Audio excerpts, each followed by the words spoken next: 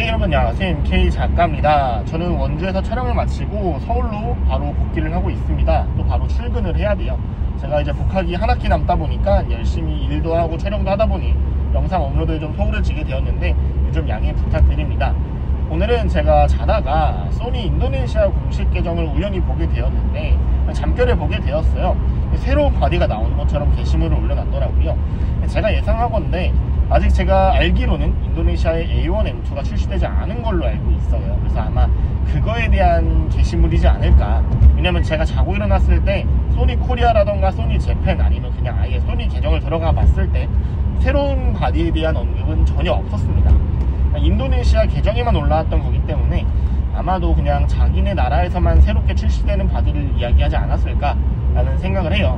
제가 알기로 소니 같은 경우에는 뭐 그냥 옛날 기준으로 보면 뭐 캐논 같은 경우에도 우리나라에서는 뭐 EOS 땡땡 이렇게 팔았던 거를 거기서는 뭐 소니 캐논 EOS 뭐 키스 뭐 이런 식으로 팔았었기 때문에 뭐 모델명은 좀 다를 수 있을지언정 아마 뭐 A1M2를 판매하려고 올려놓은 게시물이 아닐까라는 생각이 듭니다. 그래서 어쨌든 그거는 그렇게 생각을 하고 있고요. 어쨌든 제가 새벽에 그런 게시물을 보자마자 떠오른 생각이 딱 두 개 있습니다. A7S4일까? A7M5일까? 라는 생각이 들었었는데 뭐 이제 물론 아침에 일어나고 나서 다른 계정들을 확인해보고 그 환상은 깨지게 되었죠. 근데 제가 영상을 요즘에 좀 하고 있긴 합니다만 영상에 대해서는 좀 아직 좀 문외한이기 때문에 A7S4에 대해서 제가 얘기하는 건 좀 저의 능력 바뀐 것 같고요. A7M5를 말하는 것도 제가 사진에 엄청난 전문가는 아니라고 보실 수도 있긴 하겠습니다만 어쨌든 M5에 대해서 한번 이야기를 해볼까 합니다. 그 전에 제가 옛날에 A7R5가 나올 때 뭐 2세대와 3세대의 화소가 똑같았고 아마 4세대와 5세대의 화소가 똑같지 않을까 라는 생각을 한다. 그리고 얘는 어차피 R 시리즈는 레졸루션 사진용 바디에 좀 더 가까운 바디, 훨씬 가까운 바디이기 때문에 영상 스펙 8K가 뭐 있으면 좋긴 하겠습니다만 사진 퀄리티는 전작과 달라지지 않는데 영상 퀄리티만 달라진다? 이게 레졸루션이라는 네이밍에 걸맞냐라고 이야기를 한번 했던 적이 있는데요. M5 같은 경우에는 사실 사진 반 영상 반 이용자들이 되게 많이 이용하는 어떻게 보면 A7 시리즈 중에서는 고급기라고도 볼 수 있지만 또 그렇다고 성능은 전혀 밀리지 않는 그런 바디이기 때문에 어떻게 출시될지 상당히 많은 관심사 위에 올라와 있는 바디입니다. 최근 들어서 A7M4가 나온 지 한 3-4년 정도 지났죠. 그러다 보니 많은 루머들이 나오고 있는 시점인데요. 오늘은 그래서 M5에 대해서 개인적인 입장을 이야기해볼까 합니다.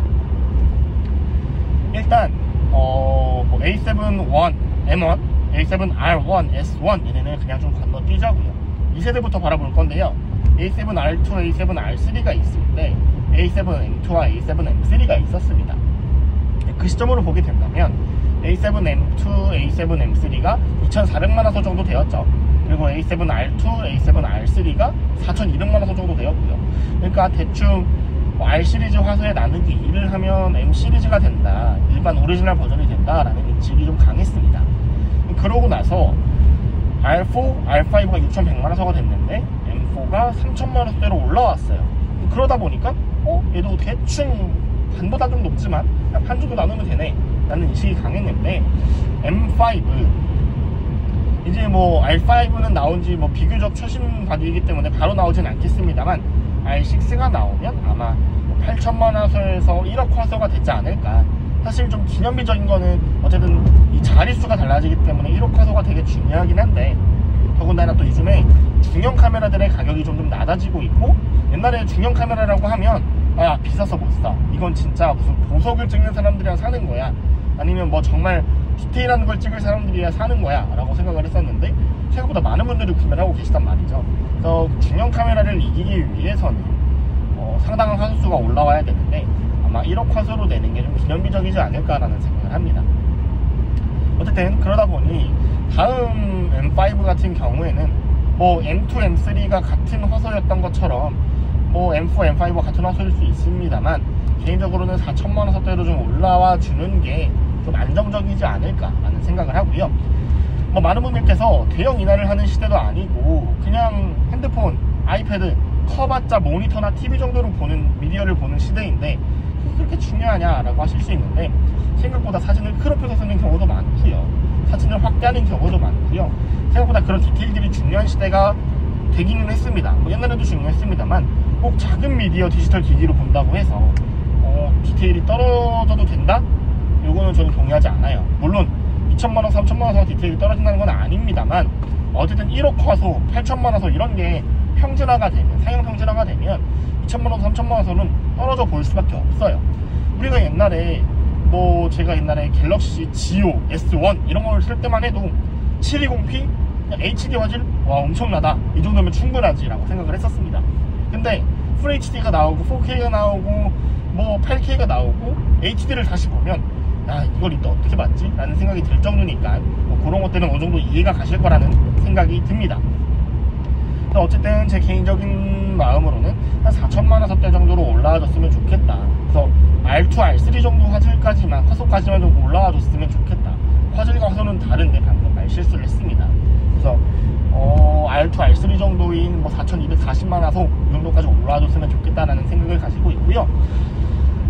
소니의 능력이겠죠. 그리고 소니의 특징이겠죠. 아마 이제 모든 바디에 8K를 넣지 않을까. 5세대가 되면 아마 8K는 필연적으로 들어가지 않을까. 크리에이티브 룩이라던가 AI 시스템 같은 것들은 너무 당연한 이야기가 되어버렸고요. 8K가 들어가지 않을까라는 생각을 하는데, M4에서도 좀 불안정했던 게 이제 4K에다 4돌 10비트까지 탑재가 된 모델이었기 때문에 그거를 사용하게 되면 얘가 발열로 너무 자주 꺼졌어요. 시네라인 같은 경우에는 팬이 달려있고, S4, S3 같은 경우에도 팬이 달려있던 거, 어쨌든 간에 영상 특화 바디인데 걔네는 잘 안 꺼졌던 걸로 기억을 하거든요. 근데 M4는 초반기부터 상당히 발열 이슈가 있었기 때문에 그런 걱정이 상당히 된다. 저도 이제 강원대학교 홍보 영상 촬영에서 M4를 사용한 적이 있었는데, 저도 물론 여름에 야외에서 촬영을 하긴 했습니다만 발열로 꺼져서 상당히 고생한 적이 있다 라고 말씀을 드리고 싶습니다. 그래서 개인적으로는 8K 탑재가 될 것 같고, 아마 4천만 화소대로 좀 올라가줬으면 좋겠다. 5천만 화소대까지 올라갈 필요는 없다고 생각을 하고요. 그렇게 되면 또 A7CR 이런 애들이 또 공격을 받기 때문에 너무 팁킬이어서 그건 고르사라는 말씀을 드리고요. 그리고 걔가 또 그렇게 올라와 버리면 A1, M2를 사는 사람 입장에서 플리커플이라던가 글로벌 셔터라던가 이런 거에 대한 의미는 있을 수 있긴 하겠습니다만, A1, M2가 글로벌 셔터였나? A9, M3? 어쨌든 좀 헷갈리긴 합니다. 어쨌든 근데 그런 완전 고급 기종을 사는 거에 대한 의미가 퇴색돼 버리기 때문에 그런 부분에 대해서는 팀킬하지 않을 거라는 생각이 들고요. 가격은 200~300만원 정도로 나오지 않을까, 300만원 좀 초중반까지도 나올 수 있지 않을까라는 생각을 합니다. 근데 이제 그 외에는 화면은 원래 스위블이 됐었어요. M4는 스위블이 됐었기 때문에 개인적으로는 스위블이 나오는 게 더 낫지 않을까라는 생각을 합니다. R5 같이 이렇게 화면이 틸트가 됐다가 고객 옆으로 넘어가서 또 틸트가 되고, 이런 방식이 편할 수는 있는데 스위블이 절대 불편한 방식은 아니거든요. 좀 더 다양한 각도로 변화를 시킬 수 있다는 부분이 있긴 한데, 어쨌든 개인적으로 그 부분에 있어서는 그냥 스위블을 냅둬도 되지 않나 라는 생각을 합니다. 그리고 제발 디스플레이 좀 해결을 해주세요. 조금씩 나아지고 있다고는 하는데, 제가 이제 R4를 아직까지 쓰고 있기도 하고 FX-C를 간간히 30과 3를 쓰는 입장에서 디스플레이 품질이 아직도 좀 떨어집니다. 물론 다른 부서겠지만 이 소니가 TV도 만드는 가전회사인데 이 디스플레이가 아직도 이렇게 구리다는 거는 좀 믿기 어려울 정도로 상당히 조잡함을 보여줍니다. 그래서 모델들과도 항상 이야기를 해요. 사진을 찍어놓고 모델들한테 지금 실망하지 마라, 이거 컴퓨터로 보면 더 좋을 거다, 아니면 뷰파인더를 보여줍니다. 뷰파인더가 훨씬 좋기 때문에 이렇게 나왔다 라고 보여주면 디스플레이로 보던 모델이 이러다가도 뷰파인더를 보면 이렇게 하게 됩니다. 그래서 개인적으로 여기다 눈 대고 봐 이렇게 말을 하는 편인데, 그런 거 좀 고쳐줬으면 좋겠고요. 그리고 개인적인 바람이 하나 더 있습니다. 요즘에 DJI가 치고 올라오고 있죠. DJI 같은 경우에는 액션캠도 만들고 드론도 만들고 여러 가지를 만들고 있습니다. 마이크도 만들고요. 근데 자사 마이크랑 자사 액션캠이 호환이 돼요. 우선은 그냥 에어팟처럼 딱 빼서 달기만 하면 자동으로 연결이 잡힙니다. 소니 같은 경우에도 제가 소니 링크버즈도 소니에서 받아서 광고를 한 적이 있었는데, 그런 것들과 좀 연동이 되었으면 좋겠다라는 생각을 합니다. 자사 기기와 자사 카메라가 연동이 되면 굳이 이용자가 마이크를 따로 구매하지 않아도 비교적으로 원활하게, 물론 당연히 고음질의 수음을 원하시는 분들께서는 마이크를 따로 구매하시겠지만, 그게 아닌 분들, 그냥 단순히 꼭 뭐 A7이랑 뭐 A9, A1이 아니라고 하더라도 그냥 뭐 알파 시리즈 쓰는 분들, 뭐 알파 뭐 6100이 됐든 6400이 됐든, 물론 너무 구형바디이기 때문에 업데이트를 안 해주겠지만, 아니면 뭐 어쨌든 간 요즘 나오는 바디들 있잖아요, ZV 시리즈, 그런 거라도 좀 연동이 되면 이용자들도 좀 편하게 사용할 수 있지 않을까 라는 생각을 해봅니다. 뭐 그 외에는 소니가 알아서 잘 할 거라는 생각이 들고요. 그냥 발열만 잘 잡아주고 손떨방 잘 잡아주고 크게 이슈가 없으면 좋겠다 라는 이야기를 드리면서 오늘 영상 마치도록 하겠습니다.